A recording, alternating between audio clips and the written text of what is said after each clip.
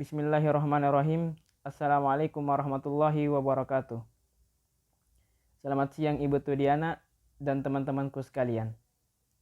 Kami dari kelompok Bahasa Daerah 3 ingin mempresentasikan hasil dari kerja kelompok kami, yang dimana pada kesempatan kali ini kami ingin membahas tentang bahasa daerah Sunda. Sebelum masuk materi, izinkanlah saya untuk memperkenalkan anggota kelompok kami, yaitu saya sendiri Nur Afwan Mu'arif, dan ada Ali Hasna Khairun Nisa, Fadila Azhari, Windy Rahmawati, dan Muhammad Hikmal Arsyaf. Dan untuk materi pertama akan disampaikan oleh saudara Ali Hasna. Waktu dan tempat dipersilahkan.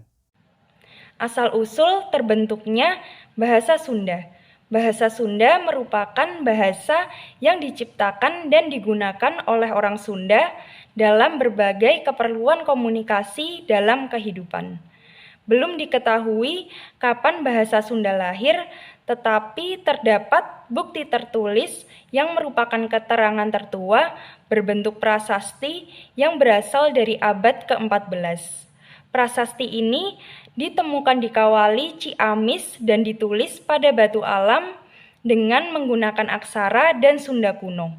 Diperkirakan prasasti ini ada beberapa buah dan dibuat pada masa pemerintahan Prabu Niskala Wastukencana sekitar tahun 1397 hingga tahun 1475. Salah satu teks prasasti tersebut berbunyi, "Inilah peninggalan mulia, sungguh peninggalan Eyang Prabu Adipati Wastukencana yang bertahta di kota Kawali, yang memperindah keraton Surawisesa, yang membuat parit pertahanan sekeliling ibu kota, yang menyejahterakan seluruh negeri. Semoga ada yang datang kemudian membiasakan diri berbuat kebajikan agar lama berjaya di dunia." Tata krama bahasa Sunda. Karena pengaruh budaya Mataram Islam, bahasa Sunda terutama di wilayah Parahyangan yang dijadikan sebagai bahasa Sunda standar, mengenal undak-usuk atau sekarang lebih dikenali sebagai tata krama bahasa yang merupakan sebuah sistem tingkatan berbahasa yang bisa dikategorikan dari hormat, loma, atau lancaran, dan cohak. Namun, di wilayah-wilayah di luar Priangan, bahasa Sunda tidak mengenal sistem tingkatan berbahasa seperti ini. Masih ditambahkan dengan kata sifat, yaitu kata sifat ditambahkan dengan kene. Contohnya masih cantik, gelis kene. Kemudian kembali ditambahkan dengan kata kerja, atau kata kerja ditambahkan dengan dei.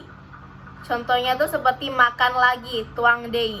Baik, saya akan melanjutkan penjelasan dari Mbak Dila mengenai komunitas pengguna bahasa Sunda dan kapan saja digunakan. Bahasa Sunda merupakan bahasa ibu atau salah satu suku mayoritas yang ada di Indonesia setelah suku Jawa. Suku Sunda adalah kelompok etnis yang berasal dari bagian barat Pulau Jawa di Indonesia, dengan istilah Tatar Pasundan yang mencakup wilayah administrasi Provinsi Jawa Barat dan Banten. Populasi suku Sunda secara signifikan juga dapat ditemukan di wilayah Jakarta, Lampung, Jawa Tengah, di daerah Banyumasan, serta di seluruh provinsi di Indonesia, dan luar negeri sebagai daerah urbanisasi suku Sunda. Orang-orang Sunda tersebar di berbagai wilayah di Indonesia. Nah, Provinsi Banten dan Jawa Barat itu sebagai wilayah utamanya orang-orang Sunda. Dan dalam percakapan sehari-hari orang Sunda, banyak dari mereka itu menggunakan bahasa Sunda dengan sesamanya, terutama di daerah pedesaan. Mereka sangat kental dengan bahasa Sundanya. Bahkan ada sebagian orang yang tidak terbiasa atau terdengar kaku jika menggunakan bahasa Indonesia.